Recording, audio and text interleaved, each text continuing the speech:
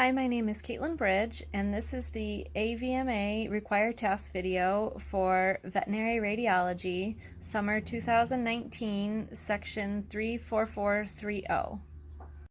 Hi, I'm Kelly Chartrand, LVT, and I'll be asking Caitlin her radiology questions. What is a radiation monitoring device called? A dosimetry bench. How does it work to measure exposure to radiation? So here we use film badges, and they're a film cassette wrapped in a light-proof envelope, and that absorbs the radiation. How do we obtain readings? So we send them back on a quarterly basis to the company, and they send us back the printout with everybody's MPD readings on it. When should it be worn? It should always be worn. Where should it be worn when taking x-rays? So at thyroid level, ideally, on the outside of your lead apron. What is the MPD for veterinary staff annually? It is 5,000 milligrams. So this is a printout of our hospital's quarterly dosimetry report, and it shows our employee's name, the date that it was done, and then across the top it'll show the current dose for this reading, the dose for this year, and their lifetime dose while they've been at this hospital. It shows the deep reading, which goes up to a centimeter, or down to a centimeter, the eye level, and shallow reading. So most employees have no dose, but we do have one who this quarter had no dose, and over the year had no dose, but lifetime here had 10 milligrams of shallow and eye exposure. At our hospital, for personal protective equipment, we have gloves. We also have multiple thyroid shields, aprons, and we do have a lead cap as well.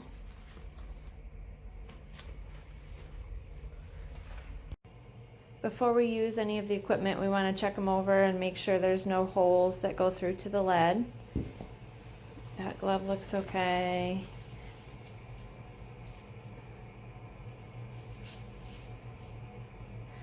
We also have our dosimetry badge to use. At our clinic, we do have a set of gloves that are not usable since there's no protection on the underside for your fingers from scatter radiation if you're holding the patient with these gloves on. Okay, so now to put on the personal protective equipment for our cap.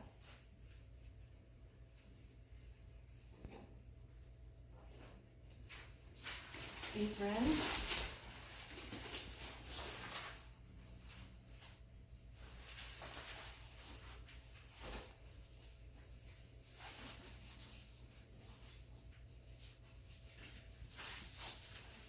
Thyroid shield.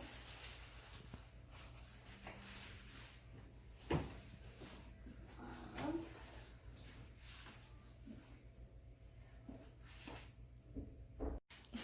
And the dosimetry badge. The three methods of restraint used in radiology are chemical, such as sedatives or full anesthesia, physical with positioning aids, or manual, where one of the radiology techs physically holds down the animal. At our hospital, we have a variety of positioning aids that we use. We have an assortment of sandbags in different sizes. We also use, depending on the x-ray, various tie downs, and we have hooks on the side of the table we can hook them to. Straps, Velcro straps that go over the table with the patient underneath. For cats, we have a scruff clip that sometimes helps them stay in place. Again, depending on the x-ray, we use tape. And then we have various sizes of V-troughs to hold the patient depending on what size they are and what x-ray we're taking. At our hospital, we utilize the physical barrier of the lead wall that we have that we can get behind after we get our patient secured. And that's also where the button is to push to start the x-ray. And on either side of the entryway into the x-ray suite, we have doors, which are not lead lined, but they at least signify that the x-ray is in use so nobody walks in accidentally.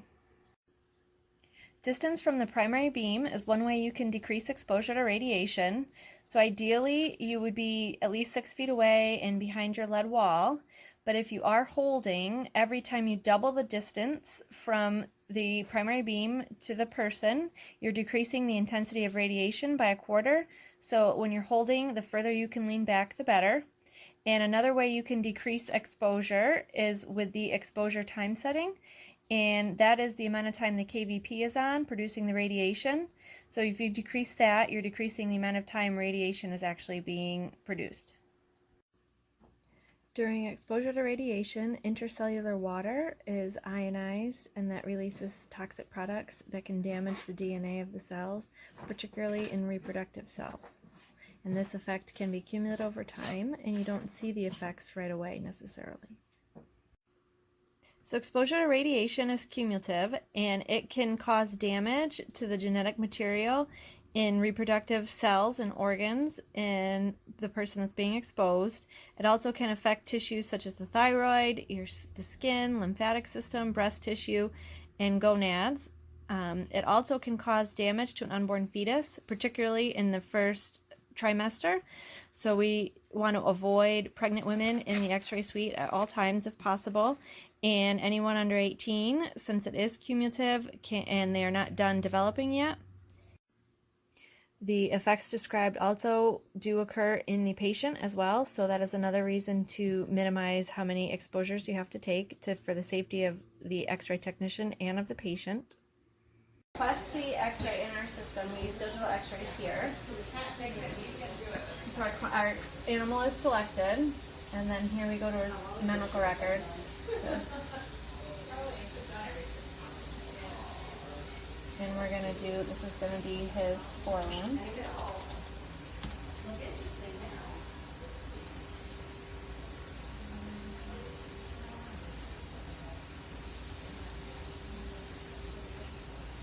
What do you do? And then that'll send it over to our digital x-ray machine. X-ray machine, and we'll pull up our patient.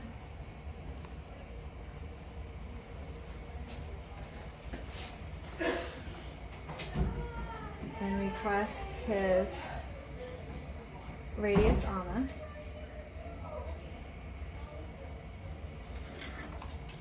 Now we use a caliper to measure.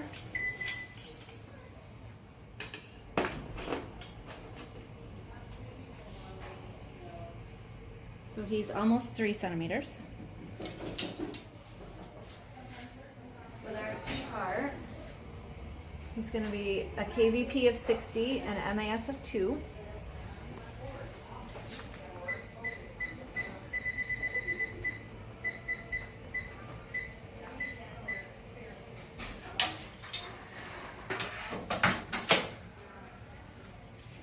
This kitty just did get neutered, so he's going to be a little bit easier. He's still sleepy.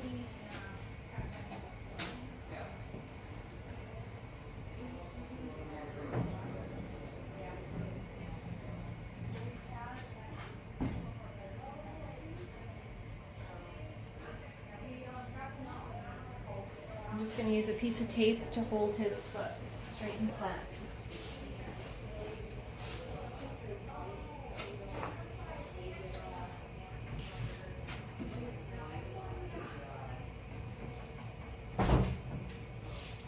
Following it down.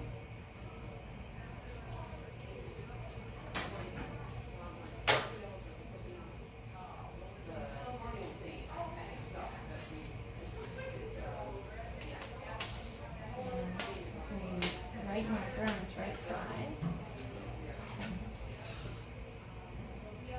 left leg.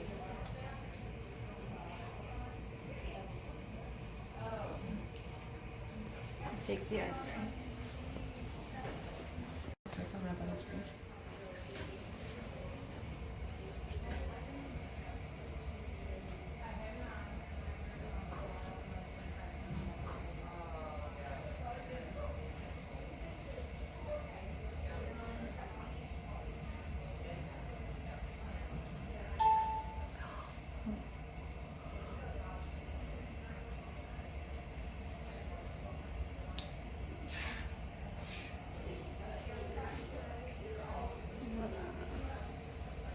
Thinking.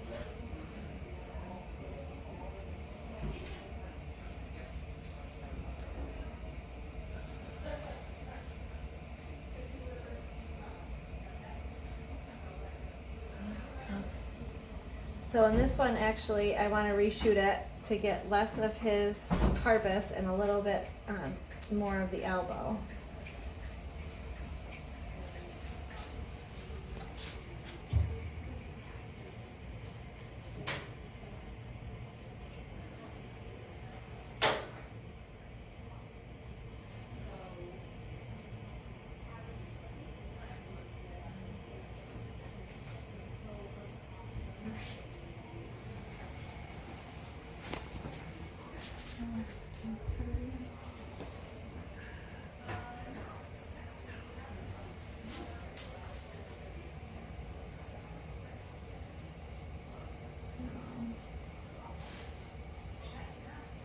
Now we'll just take another one.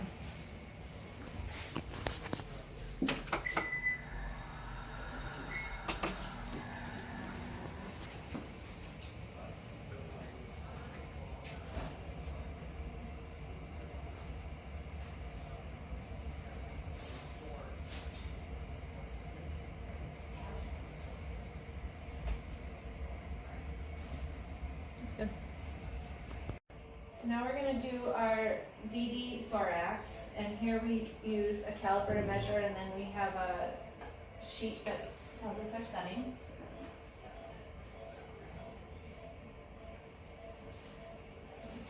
So this dog is just about 16 centimeters. So by our chart, we need to do 78 for our KBP and 3.2 for our MAS.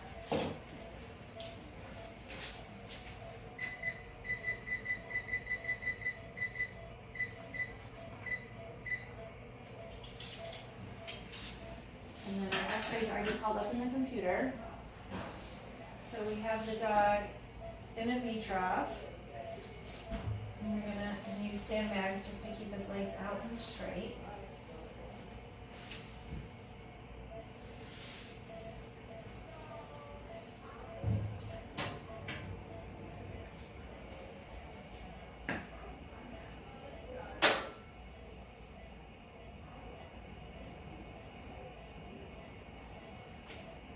Make sure our marker's in. Alright, and then take the x-ray. And so,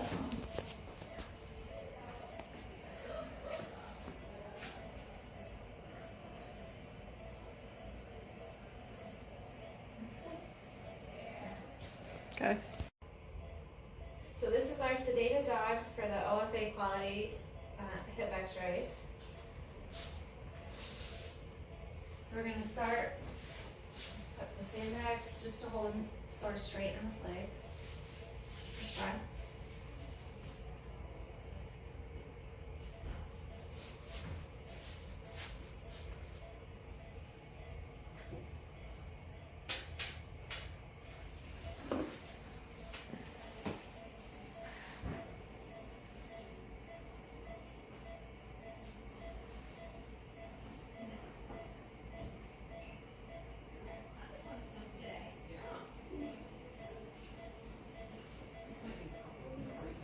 Yeah.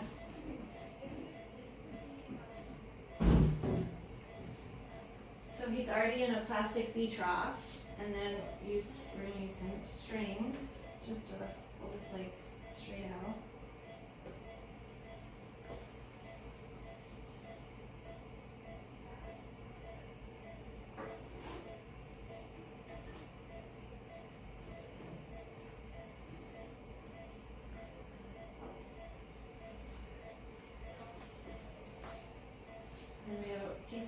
we use a piece of tape.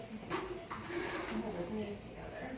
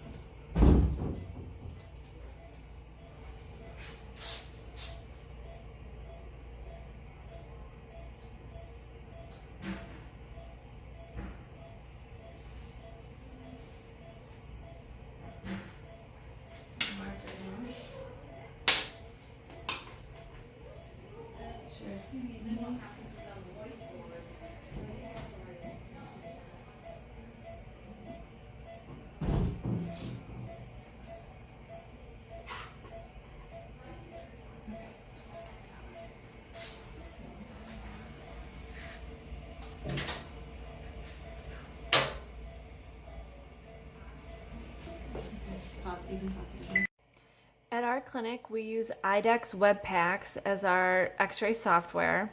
So when you go to the main screen, it'll show you the patients that have had x-rays taken. Here it's set for the last 2 days. If you wanted to search for a patient, you could either use their name, their last name, or their ID number for our clinic to search. So we're going to look for a Great Dane named Vito Clark who had a GDV. So we're going to type in, you can either do Clark or Vito to search. And right here, Vito Clark. And just click on it, and that brings up his x-rays. Over here it shows all 4 that have been taken. And to bring up the next one, we can just click on it. And obviously you can see he definitely is a GDV. We also took 2 view chests to make sure that there was nothing else going on before we put him through surgery.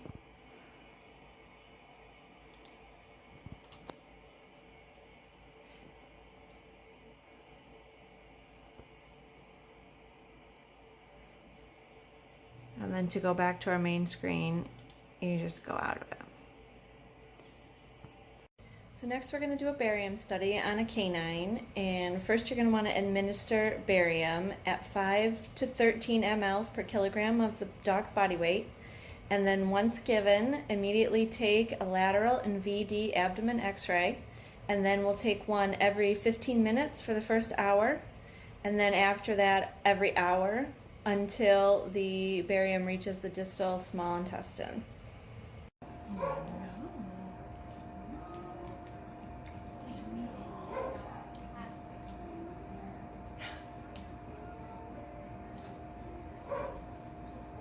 Window.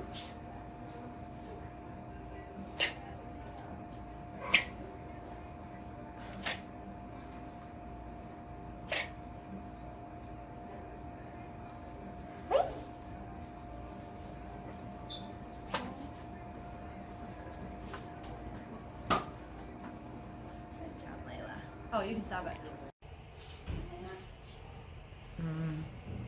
Hold on.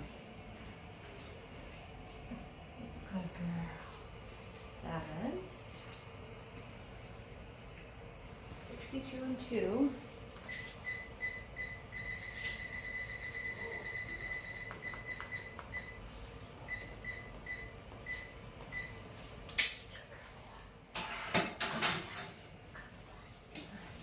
Good way? Yeah. Good girl. Stay. Stay.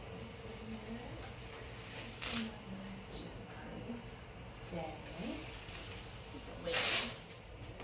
She's smaller than my cats.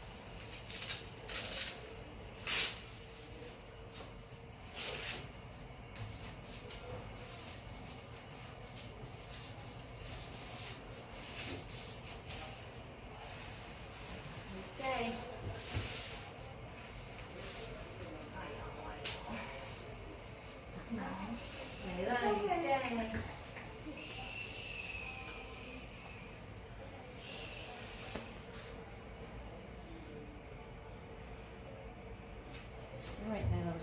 line.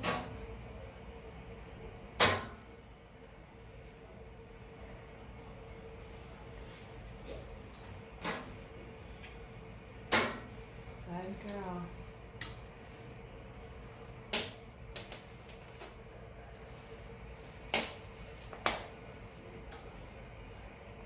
You stay. Ah, ah. You stay. Stay. Stay. Good, stay.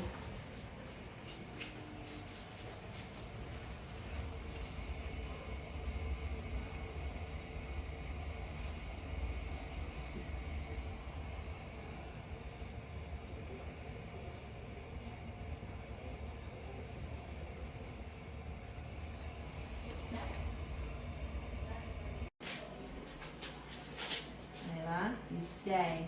Ah. Stay.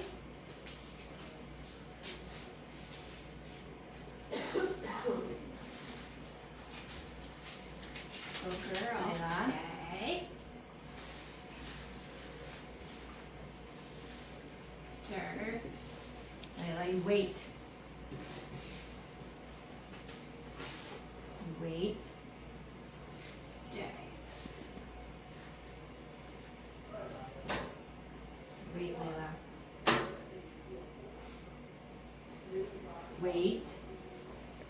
Wait, Layla. Wait. Good.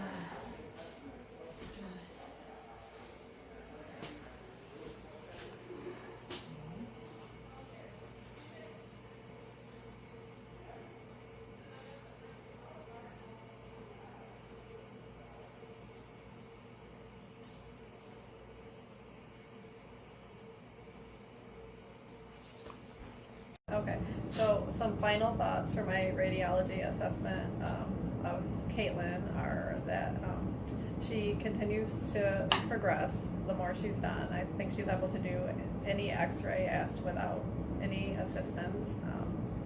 She possesses a lot of patience, which makes her very good at being able to get all these views on awake patients, especially, which I think is a very good quality. And that's all I have.